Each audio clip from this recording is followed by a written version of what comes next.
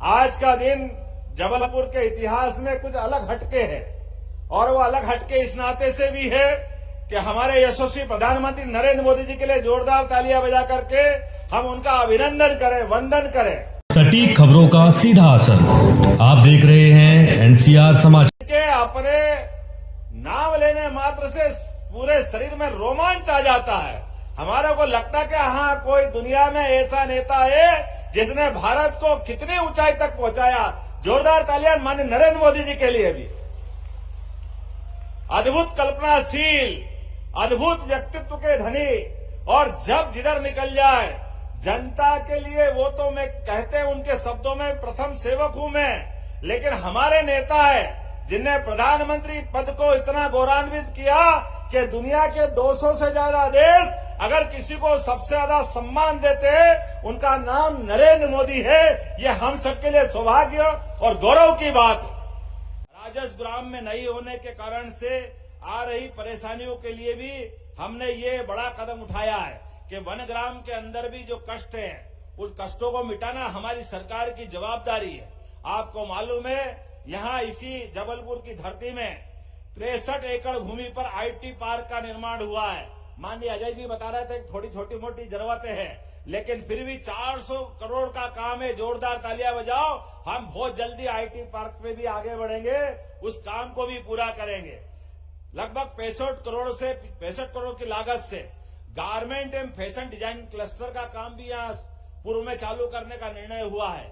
उसको भी हम अंजाम तक पहुंचाएंगे। आप तालियां बजा करके इस नए क्लस्टर के मामले में भी हमारे इस कार्यक्रम के साक्षी बनिए।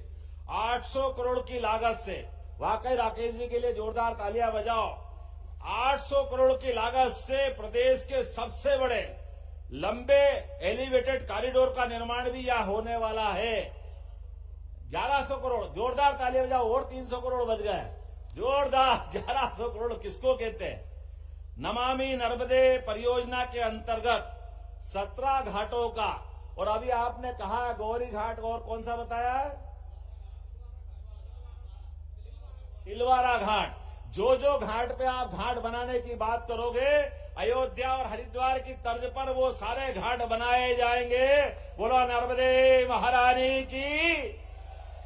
अकबर को लगा के गोंडवाना पे कब्जा करना है, तो चालाकी से कूटनीति के माध्यम से एक सोने का पिंजरा भेजा और सोने के पिंजरे में तोता रख दिया, और ये संदेश था कि आप मेरी अधिसत्ता स्वीकार कर ले तो मैं आपके राज्य पे कोई आक्रमण नहीं करूंगा। लेकिन रानी दुर्गावती, उन्होंने अपना जीवन का प्रत्येक क्षण देशभक्ति के लिए जिया है। इसलिए उन्होंने संकल्प किया कि अकबर, तुम कितने भी ताकतवर क्यों नहीं हो, लेकिन भारत की नारियों को डरा नहीं सकते, दबा नहीं सकते, उनकी देशभक्ति पे प्रश्न नहीं खड़ा कर सकते।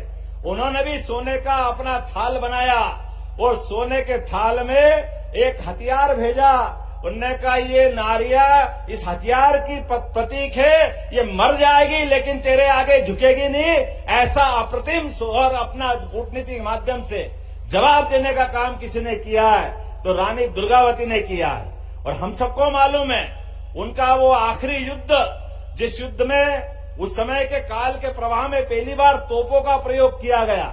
उसके पहले तोप नहीं थी, लेकिन उस समय हाथियों से, घोड़ों से, तमाम प्रकार के युद्ध के सेना के सेनानायक अलग अलग प्रकार से युद्ध लड़ते हैं। लेकिन अकबर की सेना ने पहली बार तोप का प्रयोग करके उस युद्ध में अलग से कूटनीति करते हुए छल किया था, और छल का परिणाम रहा कि रानी दुर्गावती के लिए वो युद्ध का एक तरह से बहुत चुनौती वाला दिन था।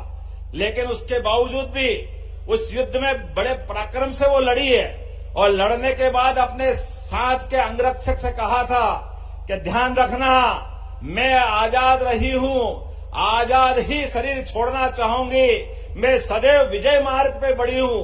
भारत के मान सम्मान के लिए अगर मेरे शरीर की कुर्बानी भी देना पड़े, हमारे लिए कोई अगर पराजय का क्षण आ जाए तो मुझे ये अपनी कटार घोंप के मेरा शरीर समाप्त कर देना। एक खराब समय आया, उस खराब समय में रानी दुर्गावती के आंख में तीर लग गया, पेट में तीर लग गया। युद्ध एक तरह से अलग प्रकार की स्थिति में पहुंचा, तो जो जिसको ड्यूटी दी थी, जिसको जवाबदारी दी थी, उसके हाथ पांव कांपने लगे। जिस मां समान शासिका के वो पूरे जीवन की रक्षा करते आया, वो कैसे उनके बारे में सोच सकता था? वो अलग प्रकार से सोचने लगा। रानी ने देखा कि मेरे जीवन के समय थोड़ा सा बहुत कम बचा है। वो ललकारते हुए सैनिक से बोली, तेरे को क्या जवाबदारी दी थी? चल, तेरे को जो काम करना कर। लेकिन वो अगर डरा और वो कर नहीं पाया तो उससे कटार छीनी और अपने शरीर में घोप करके परमात्मा के यहाँ चली गई। लेकिन भारत माँ को लज्जित नहीं होने दिया। ऐसी परम प्रतापी शासिका रानी दुर्गावती, उनका जीवन प्रत्येक क्षण हमारे लिए सम्मान का है।